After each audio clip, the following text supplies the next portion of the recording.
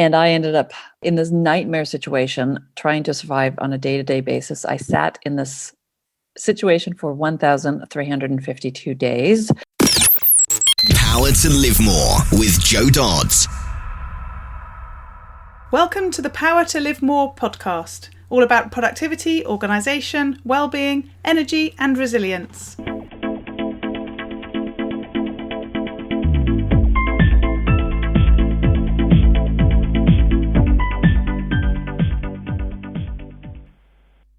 I'm Jo Dodds, and I started this show to enable interesting people to share their stories about how they use their power to live more, and by that I mean to do the stuff that they want to do more than the stuff that they need to or should do.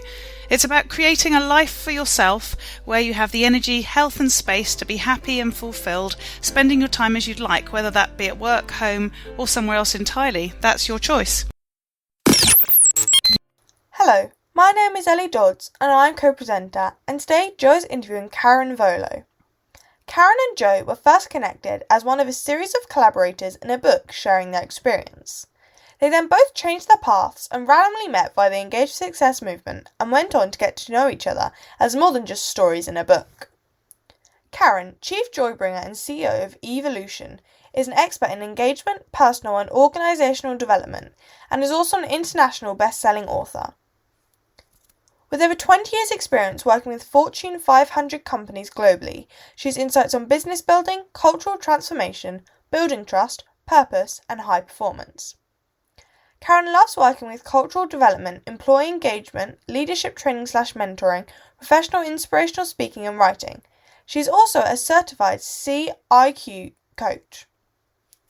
Karin has been recognised as a global leader and employee engagement expert the last 5 years on the Engagement 101 list, the top 30 HR influencers and the 15 most influential women in HR, and recently named on the 2020 Top Thought Leaders in Trust list. Her purpose is bringing joy to the workplace. Back to the studio.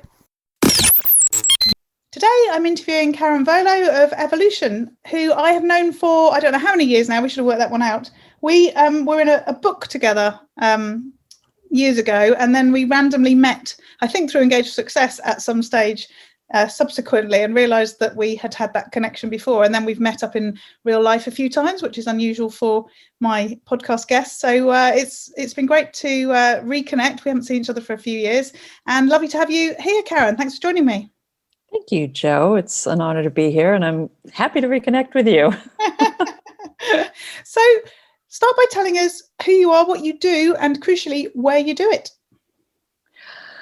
So, like you mentioned, I have a company called Evoloshen, or Evoloshen Academy, and our purpose is bringing joy to the workplace. So this whole journey for me started when I wrote a book, Engage, which was really the catalyst to the work that we do today. And basically, we work with cultural transformation through building trust, employee engagement, and purpose with companies, and really kind of how do you maximize the potential of an organization and the people individually through working with culture.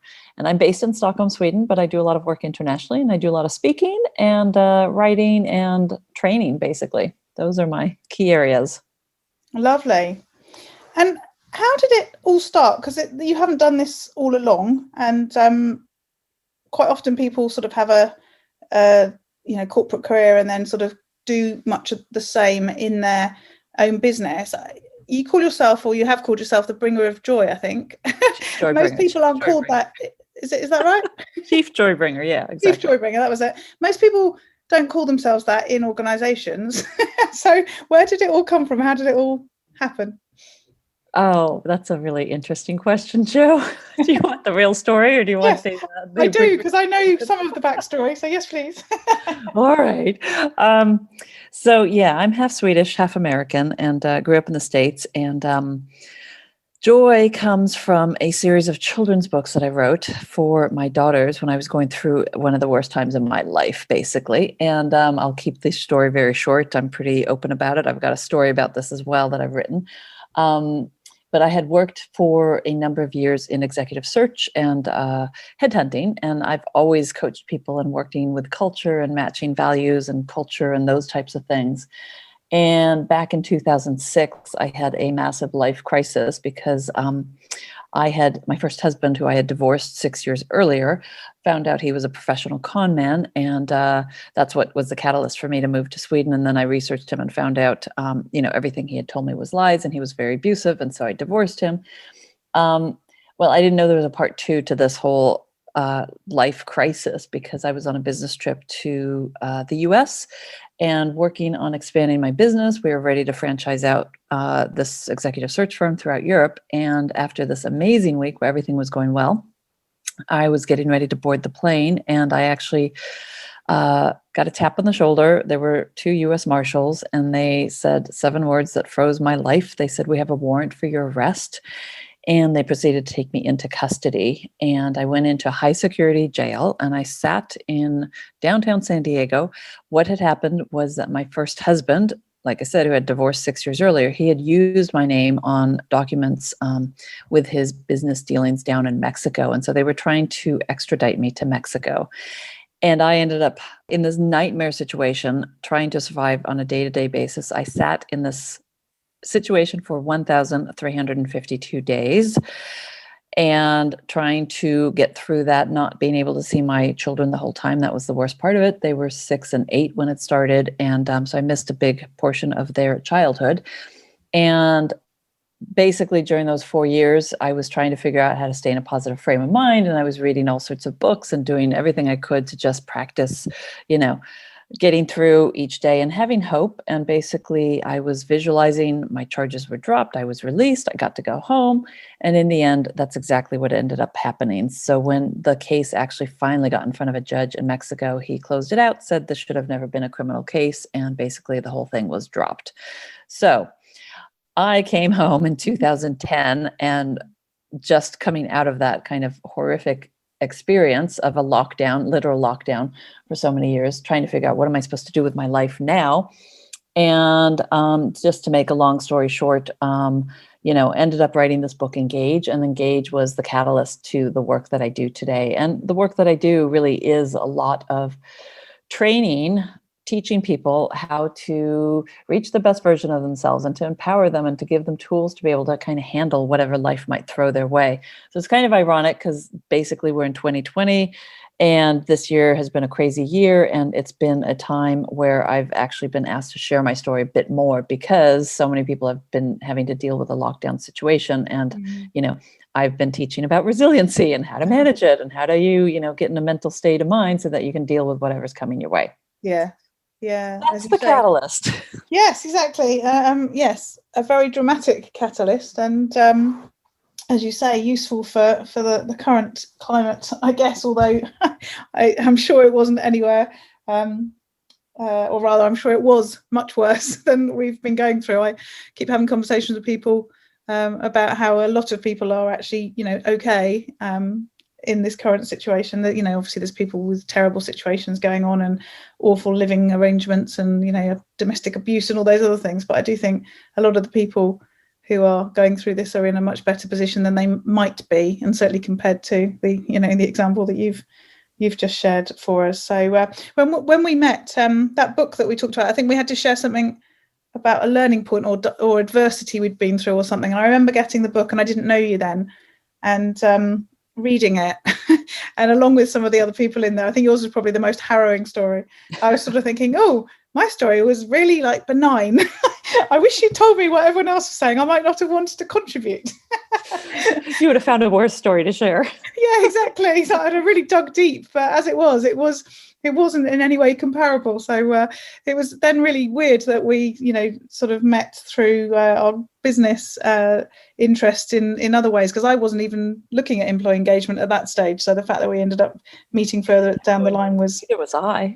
was odd. Well, yeah, funny, no, neither were you, exactly. So we sort of ended up changing what we were doing and meeting. And then we were just saying before we came on how that those books that you wrote, we had a German student, our first student we had, who stayed with us in the holidays, and she had actually come across your books completely separately to the fact that we knew each other. So it's just, I never cease to be amazed by how many coincidences there are in this world and how we're all connected in lots of different ways. Yeah, that was, I wrote a series of children's books for my daughters, kind of teaching them, empowering tools and ways that they could work in a version that would work for children. So it was an interesting time, and it's again, life brings people into your life when they're supposed to be there. So Yeah. we were Yeah. supposed to meet, and we've kind of walked in a parallel type of path here, Yes. working with organizations and engagement and culture and things like that. Yes, exactly.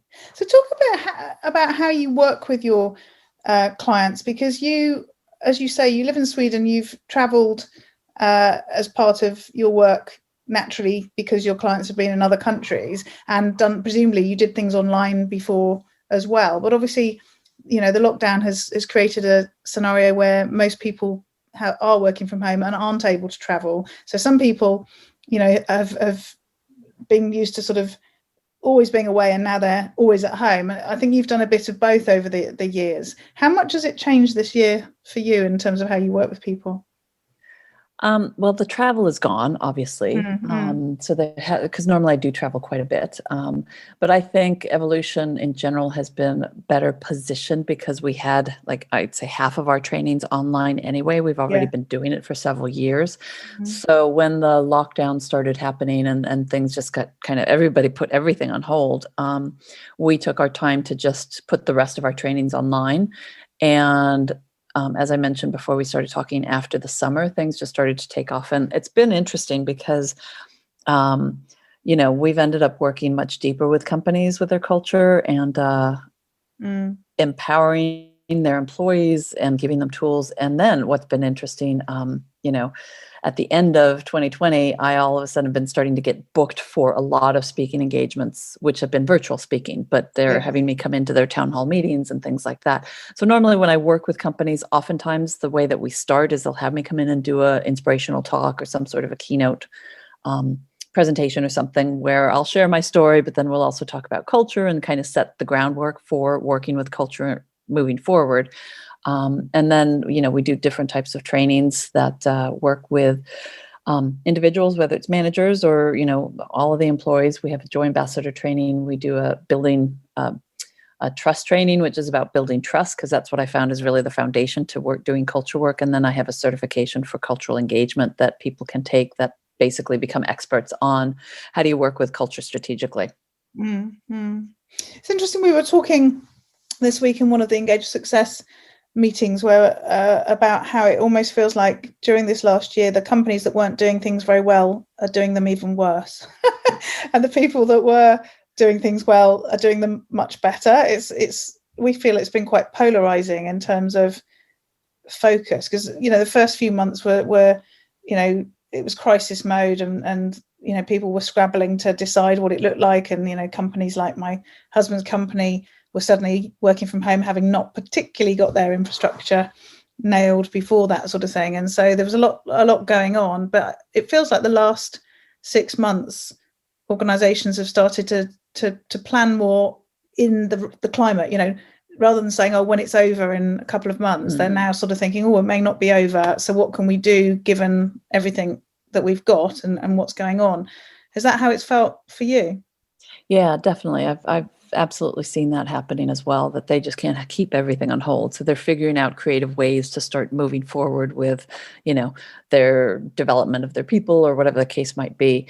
And I also agree that the companies that already had kind of a really strong culture and had done some of the culture work prior, they're doing really well. The companies that haven't, they're struggling. So I have definitely seen that. And I do work with a lot of companies internationally. So it's not just, Sweden or Europe, but internationally, I've definitely seen that.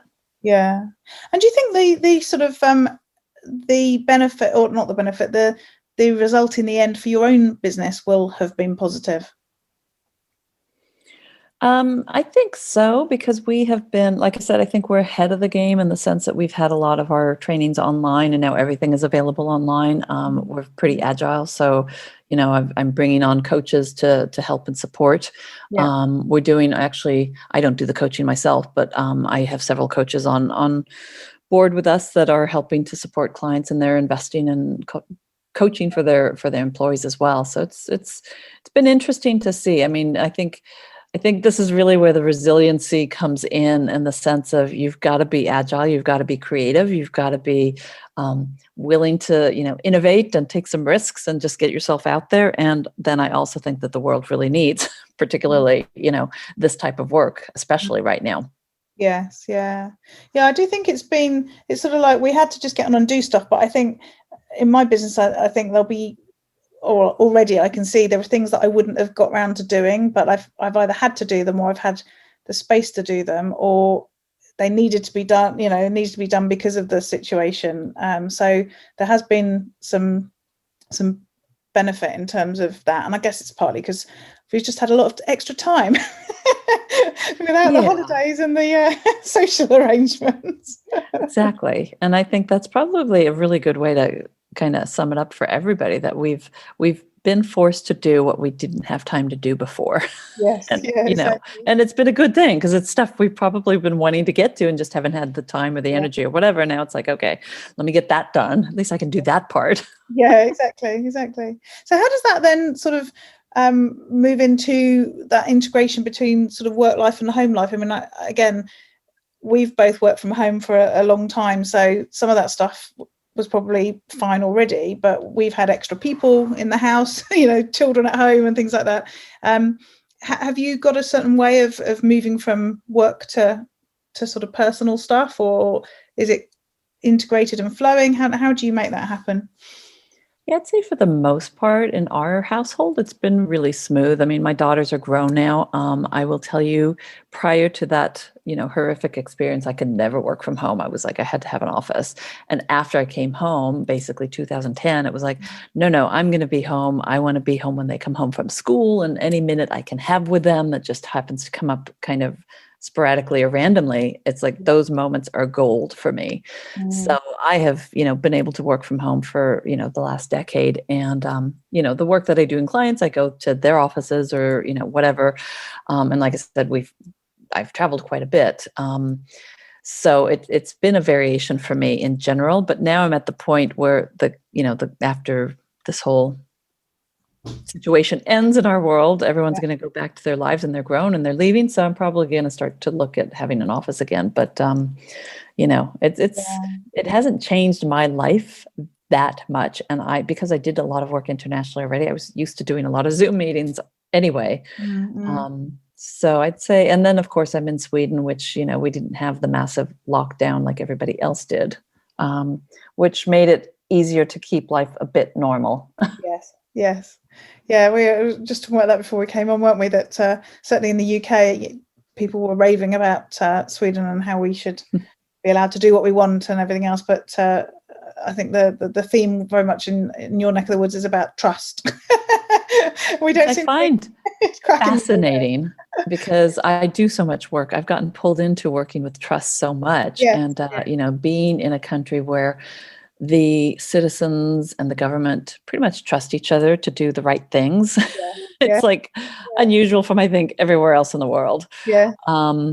So it's been fascinating. I think everybody will look back on 2020 as, kind of this crazy, weird year, but hopefully everyone has learned some things and, there will be some gifts that will come from this. I don't know exactly what they are because you'd never know when you're in the middle of it. But in the end, you can look back at a time and say, oh, well, this is what I got from that time. So there will be a gift and a blessing from this. Yes, exactly. Spoken like somebody who has been through some terrible times and sees the positive in everything. So kind of, yeah. The Gallup Strength Finders. My first one is connection and the second one is positivity. So I tend to be a pretty positive person. Yes. Positivity is one of my 5 as well. So I get that too. Maybe that's it though. Maybe when you have that as one of your strengths, it just makes these things much easier. I mean, when you talk about resilience with people, I guess sometimes positivity is important. Although, isn't there a thing about resilience that if you're too optimistic, because I am quite optimistic, if you're too optimistic, you can get disappointed too often, and that can be a problem as well. I don't know if you come across that. Yeah, and you can be too naive. You can be too naive or be perceived as being too naive, which I've definitely had those issues as well. So all those strengths have their strengths, but then they have some downsides to them as well. Yes. Yeah. I think I'll still stick with the positivity and the optimism though. Me too. Otherwise, And hope. You have to have hope. I mean, that's what I yeah, learned during those 4 years is I yeah, always had something that was giving me hope that kept me moving forward and kept me out of kind of the depths of, depression and not wanting to do anything anymore. So yes, yeah, hope is yeah. really important. Yes, yeah, exactly. If I remember, the event you'd been at was very much about not necessarily positive thinking per se, but it was an inspirational type event, which I suppose is the whole irony of it. Or maybe it was what set you up to start in that situation with the right sort of mindset. I don't know. Could have been worse. You could have been there for a plumbing conference or something. Wouldn't have been any help at all. Oh, yeah. Well, I went into that whole nightmare situation having some tools and having some Yeah. ways of working. And I think I remember specifically thinking, okay, if anyone can manage this, I've got tools, let me work with them. And then over the years, I kept studying and reading books. And that's kind of what taught me so much as well, because I tested everything and what worked, I kept doing, and what didn't work, I just let it go and kept moving forward. So, Yeah.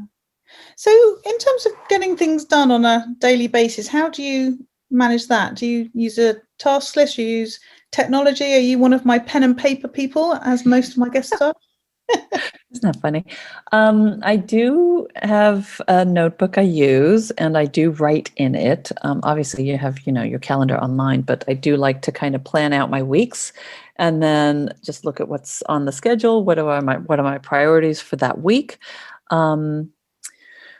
And I have a little system that I use for that and seems to work well. And I like checking things off. So I do, write lists and like to, I'll even write something on the list if I've already done it just so I can check it off. Yeah, me too. Definite satisfaction with that. Yes. And you Yeah. And I mentioned mean, a process. What's the sort of principles of that? well, it tends to be on Sundays sometime, or if I'm really lazy, it'll be Monday morning. But then I write everything out on my calendar. What do Yeah. I need to do this week? And transfer what's on my digital calendar onto my notebook. Mhm. And then, kind of write a list of what am I looking to accomplish this week? What are my priorities? And write that list of that. And then I just hit the ground running and go. Yes. Yeah. Yeah. And what about technology, tools, apps, and that sort of thing? You talked about an online calendar. What sort of other things do you use and recommend? So I use Trello a lot for my VA for projects and things like that. So we keep track so we don't lose things in the email because we're always getting so bombarded. Dropbox is my favorite. I've now switched from, I'm barely on Facebook anymore. I just don't like the feel of it anymore. So I've switched, and I'm spending so much time on LinkedIn anyway, but I've put my coaches and partners into a LinkedIn group. Mm-hmm. And so we're starting to work with that a bit. Trying to think, Customer Hub I use for the CRM. Right. Yeah. And then, I have, an email system I use behind my websites and things like that called Entreport if you want to get really specific. Yeah, I'm trying to think what other digital things I use. I mean, tons of apps. Telegraph, we're starting to play with a little bit. I like that one in the sense of just having a place that's kind of new that I know is secure, that, as kind of a backup from all the usual social media stuff. Yeah. Which one was that? Telegraph. Telegraph. Yeah. So that's a bit like WhatsApp, but more secure. Is that right? Yeah. Yeah. And actually, I've been pulled into WhatsApp because there's been several groups that I've been involved in. It's not an app I would normally use, but now I've gotten kind of used to it. So there are some groups in there, but I find it's too cumbersome. If you're for conversations and following, that's fine. But if you're actually wanting to share information and find a way to get back to it, I don't like that. Yeah. It's interesting you say about Facebook. I decided to take it off my phone a few weeks ago because I found that I was getting into a habit of just going into it as a way of distracting myself without, putting the phone down and actually getting on with something more important. And I've been doing that for years. I've got it on my iPad, but not on my phone. And it's interesting. I probably look at it once a day now, and I really can't be bothered. There's that many notifications and group things and God knows what else going on. And I just scan down them and I don't really look at them. And I've noticed then, as a result, I'm not sharing very much at all. I don't share about what I do anyway. I share what other people have shared. I reshare stuff. and I'm hardly sharing that because of course I'm not reading anything now because I'm not in there, more than once a day sort of thing. It's really interesting how you can quite quickly break your connection with something like that, just by changing a process or a situation or whatever. I feel into things a lot, and I just don't get a good feeling there anymore. It used to be great to connect with people and talk, and I used to do all of my groups there because I found Facebook was the best place for running and managing groups. Yeah. But I just don't feel good in there anymore. So I'm moving away. I mean, I like LinkedIn, and obviously that's the best place to reach people and connect and all of that. But and they've beefed up their groups in LinkedIn a bit more now, so that the things that weren't there are there. So that's why I think, okay, we'll try that. Yes, yeah. I've started looking at Pinterest recently, which it's never been of interest to me at all. And I thought it wasn't fitting with my niche really either. And obviously from like things like employee engagement stuff, I wouldn't do that. But the productivity piece and the well-being piece, there's loads and loads of stuff on there. And I never really got it, but I've started to look at that. That's probably what I've replaced my Facebook on my phone. I did Pinterest years ago, but I haven't been on there in probably 3 years at least, 4 years. I watched some training on it recently. They were talking about how much of a search engine it is. So it's not a social platform. It's not there to go and connect in the same way. It's actually really a massive search engine. So I'm going to have a bit of a play and see what you can do with it. So that's my thing. There's so many different platforms, and there's always new ones coming. So you just kind of have to, I find you have to be really selective with your time and decide, what's the purpose of doing the social media stuff, and who is it that you really want to reach and connect with? And then from there, make your decisions, because otherwise your entire day can be sucked up by all of these different social medias. Yeah, absolutely. So what about other people working with you, helping you? You mentioned an assistant earlier. What do you outsource? How do you decide what you're going to do? You've talked about coaches and said that you don't do the coaching yourself now, and that's that's been an evolution for you. Pun intended. Yeah. How did that happen? Because it was originally obviously just you at some stage, and now it's many of you. So I being in Sweden, I haven't wanted to have employees. It's just a pretty strict market in the sense of regulations and stuff, and I'm not really that gung-ho on it. So I made a decision early on that having employees was not something I really wanted to look at. So I just decided to outsource everything. So I have graphics people, and I have my VA. I've worked with her for many years. I have a tech team that's fabulous who's worked with me for many years as well. So it's project based, and I outsource as much as possible. When it came to scaling up my business, I knew that I couldn't do it by myself. So I had to figure out, okay, how can I do this? And basically came up with a partnership model where people come on board, they're coaches or consultants, they have their own company, and they fall under the Evoloshen umbrella. So I'm bringing in people who, are in certain markets, and they have connections, and they have clients and customers, and they can fall under the Evoloshen umbrella, which, that makes us larger, and then they become a part of a bigger team as well. And then we work in a collaborative type of model for that, and it's working well. I'm actually looking now, because our business is starting to really take off, and I may look at having a couple of employees here in Sweden going into the future. But I still like this whole model for the time being, and my company's called Evoloshen, so we'll be evolving as we grow.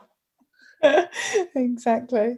And so have you got any tips for delegating and outsourcing? It's something that a lot of people want to do and talk about doing, and not many people actually do, and some people do it and don't do it particularly successfully. What are your top tips?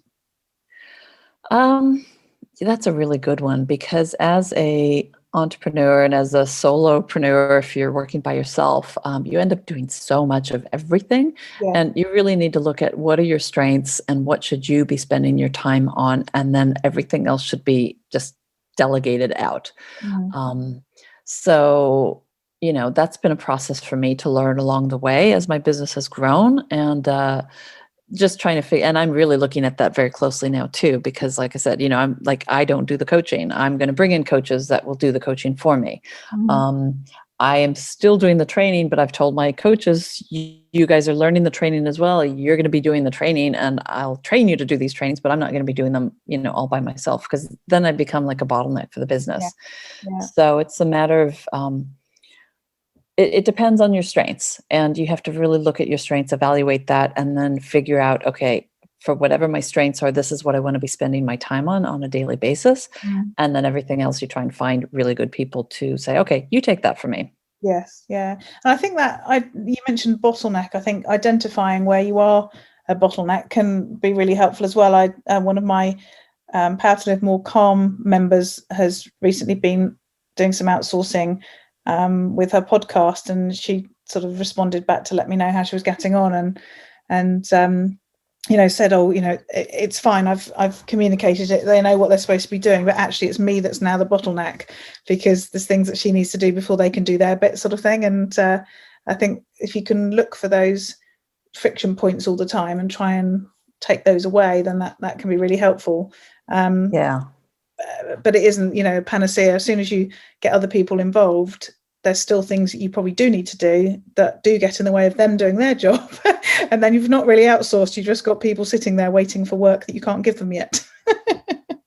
I know. So there needs to be a good balance with that. But I can give you an example. I do reports on a regular basis, and like we did a CEO culture report last year. And so I wrote the report. And then the first report we did, I worked directly with the graphics guy and kind of gave him tips. And you're right, he needs tips on all the details. And the next report we did was the virtual culture report. And when I just gave it all to my VA, and I said, look, you handle it, you make the decisions, I trust you to make the decisions, and then just show me the final version or whatever, and then we'll go from that. And she did. And it was great. And it was good for her too, because it gave her more responsibilities to work on. And it felt good to know that I could see them working, but I wasn't going into the details. Yeah, absolutely. Yeah, thank you for that. So what about keeping yourself energized and well to run your business? How do you do that? So that's a really good thing. And I think it's vital for everybody, especially in this day and age. I have been drinking green smoothies every morning for probably 8 years. And that to me is like my elixir. I feel very good when I start my day with that. So that's always really important. And then I actually, at the beginning of the year, January, I ended up deciding to do an online video-based workout. And it's called Body Effects. And I saw it on Facebook, I think, actually. And I thought, oh, that looks good. It's all about dancing and it's a bunch of fun things. And so I started doing that. And then it ended up like the perfect thing for me to do during, the rest of 2020. Yes. And so it's having discipline and structure. And so once I kind of it takes 3 weeks basically to get the habit. And I was just committed, and I said, no, I really want to be healthy. I want to take care of my body. And then when COVID hit, of course, I was like, I really want to take care of my body now. Yes. Yeah. And so I've been really committed to that. And so I ended up, early on letting my gym membership go because I was much more committed to this. But it also means that I have to structure my days because, you get sweaty in the morning, you have to take a shower and all that kind of stuff. And a woman has hair and I have long hair. So it's like, it's more time to get ready. Yeah. So I just, I don't necessarily start meetings in the morning unless I absolutely have to. So I give myself the time in the morning to do my green smoothie and my meditations and my workouts. I don't do it necessarily every single day, but 4 or 5 days a week, definitely. And then, and then I just have been on a journey with my diet as well over the last decade, in the sense that I've moved away from meat and now I'm a vegetarian. I think I've been vegetarian for 5 or 6 years, maybe something like that.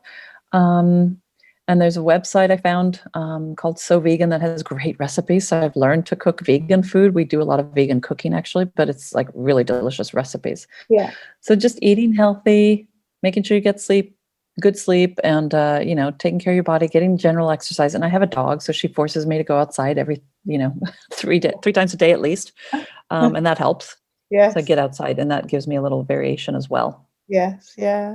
It's interesting. I wonder how many people have taken up sort of regular exercise programs since all this happened. I was listening to Joe Wicks on the Diary of a CEO podcast the other day. I don't know if you've come across Joe Wicks over there, but he was a fitness guru already. But as lockdown was happening, he was about to do a video series. His brother does the videoing for him, and he was going to do some video series, but decided to still do it from his home as lockdown.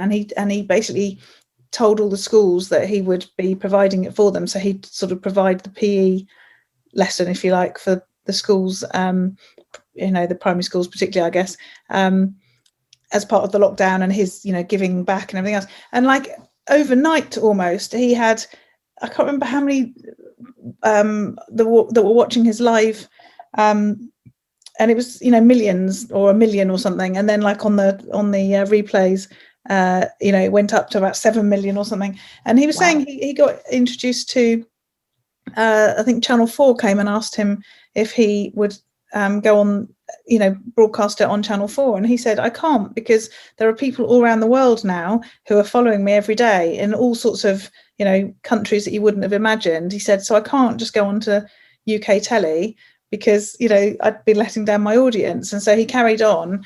And the amount of people that are still exercising now as a result of that, I mean, my mother-in-law, he did fitness for seniors or whatever. She's 77, and she's probably done 80% of the days between March and now. She's done at least one session of his exercise thing, which she would never have done before. It's amazing. Wow. That's very cool. Yeah. And you said you've picked up something that you've done regularly, and you've changed how you are, partly because you had to, because you couldn't go to the gym anymore, I guess, or maybe you could in Sweden, but also partly because of the situation. I think so. A lot of people did sort of think, we've got to look after ourselves a bit better now.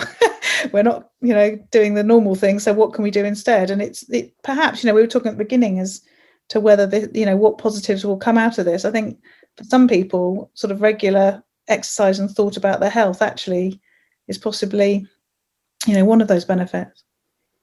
Yeah, definitely. And I think we need to be proactive. I mean, I'm a big believer in, I believe our immune system can be strong, and what can you do to strengthen it? So I've taken several supplements that I maybe haven't taken before. I mean, I've always taken vitamin D because Sweden, we don't have very much light.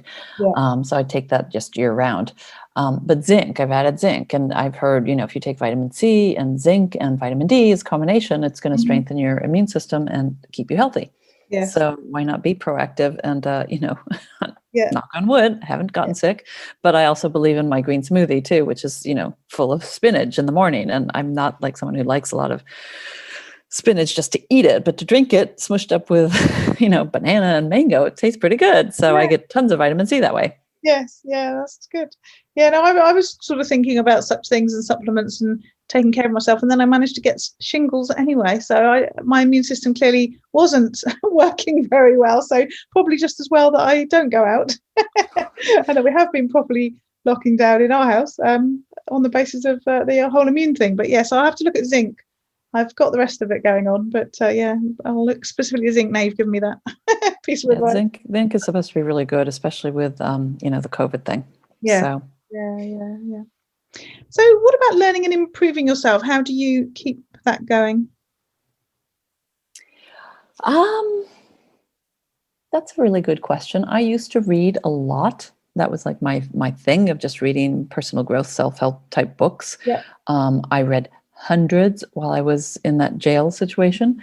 And when I came out, I found it very hard to read, and I still have a hard time reading.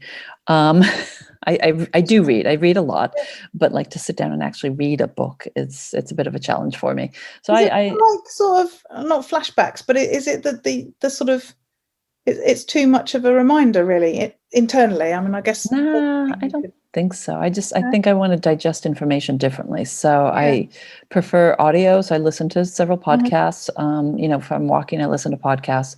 I like watching videos. I have done several Tony Robbins events this year, which have been phenomenal for me. Did you do that one a few weeks ago? That was like sort of 12-hour days or something. Two of my members did it and said it was amazing. No, it was 6 days of, more than 12 hours. It was 15-hour days. So 90 hours in 6 days. It was crazy. Yeah, And it's of course, like in doing Europe, and stuff, you know, so that you don't keel over in the middle of it.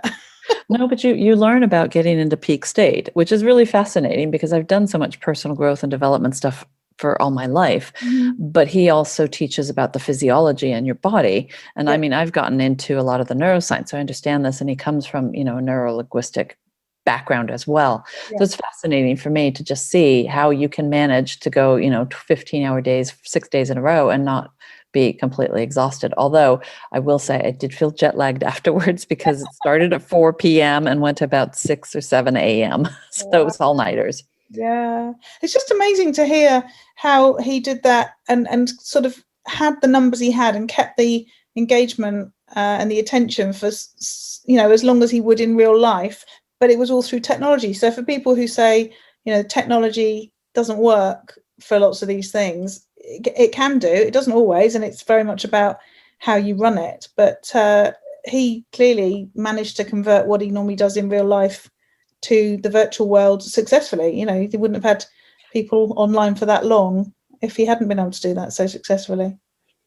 No, and it's been fascinating for me to watch as he shifted his business, because I was involved in the very first digital event he did as an experiment, and that was what was it? Unleash Your Power, I think is what it was called, in the summer.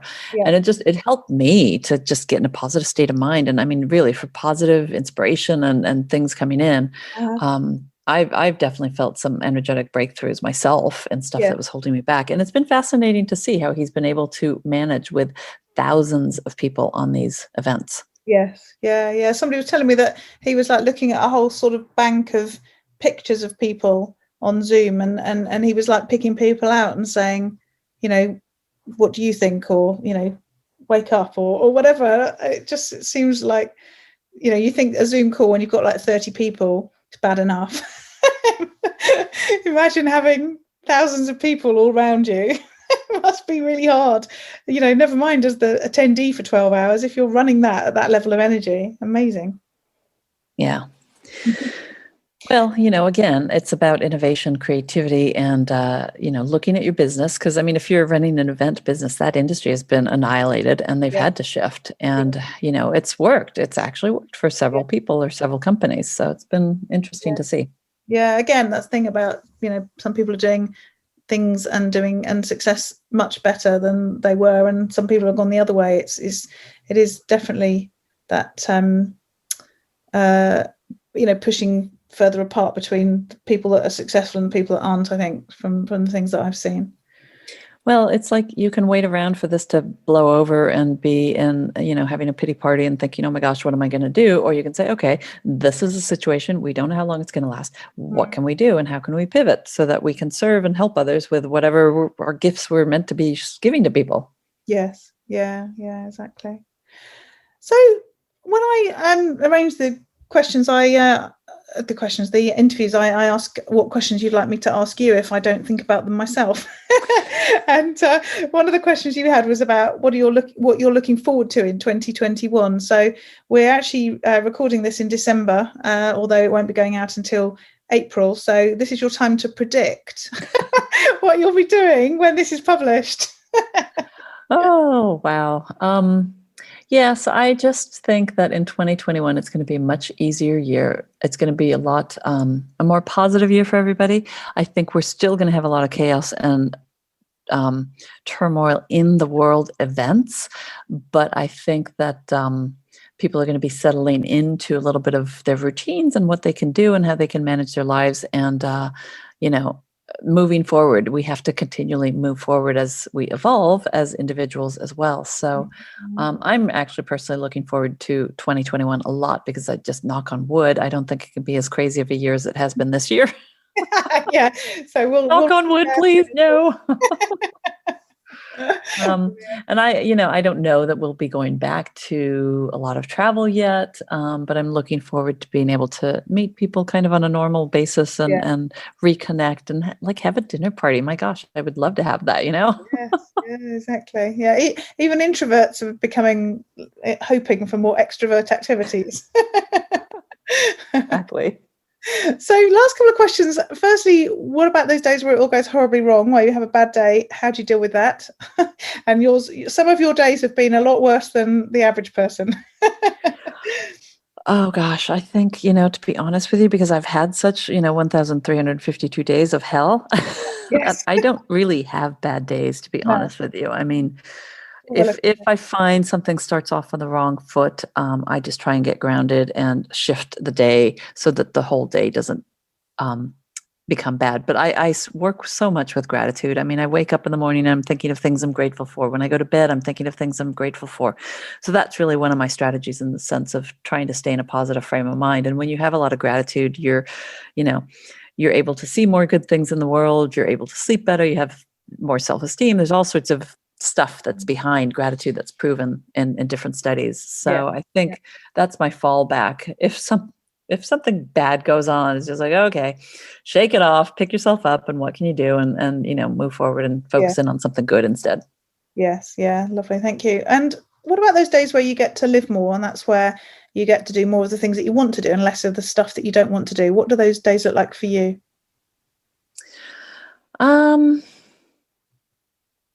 Well, it's so funny because to me, work is fun for me. I love what I do. I'm so passionate about what I do, and my days vary quite a bit. So, but one of my hobbies is art, and so when I get to do art, I'm really blissing out, and so that's where I really feel like I can just kind of escape from everything that's around me and go into the painting I'm working on or whatever, and that gives me so much joy and energy and just takes me out of the normal stuff because I don't paint very often.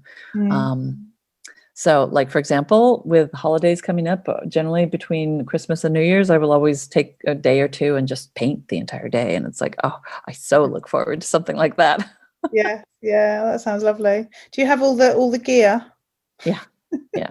I don't necessarily have the spot, but I have a friend that I will normally do painting with, and she's got a great room that we can use. So yeah. You're just reminding me of, not that this will look like you at all, one of those memories that popped up on Facebook the other day. It was one of my most shared photos of Ellie. So she was probably, I don't know, 9 or 10, and my sister-in-law bought her an artist smock for Christmas because that's what she wanted, because she was getting into her painting. So it was a lovely red, like one of those, like the French artist smocks, and it had a beret that went with it. And she randomly, I don't know why she'd got, but she bought a set of false moustaches. And so she came downstairs dressed in her painting outfit with one of the moustaches on, and said that she was all ready to paint and she had a squirrel on her lip. But she thought she was some sort of, like, I don't know, that one of the famous French artistes. I seem to recall seeing that picture, Joe. I can see it in my mind. So yeah, fun. She described it as a squirrel on her lip that made me laugh. But so that when I say, have you got the gear, have you got that? Have you got the mustache? Okay, I don't have the mustache and I don't have the French beret, but I have everything else. Glad to hear it. Lovely. Thanks, Karin. It's been so good talking to you today. Tell people how they can find out more about you and get in touch. Yeah, the best place is my website, which is Evoloshen. So it's EVOLOSHEN.com. It's for evolving spirit. And basically that's kind of the hub for that. I do have a personal website called Karin with an I, KARINVOLO, all one word, KarinVolo.com as well. Those are the two best places to take a look at my work. Lots of free resources there, and get in touch. And if you want to sign up for the newsletter, then you're in my world in terms of, getting the updates as to what's going on. Brilliant. Lovely. Thank you. Thanks for your time today. Thank you. All this information is available in the show notes. If you go to powertolivemore.com/ in this case 204, you'll find them there. And this week, I'm not going to talk about anything else. It's still the Easter holidays, and I'm spending a good portion of the week doing stuff with little Doddsy, although I don't think I'm allowed to call her that anymore. And she also doesn't qualify as she's now taller than me. So I'm taking a bit of time off, and so this is short and sweet. The show notes again are at powertolivemore.com/204, and we look forward to speaking to you next week. Use your power to live more.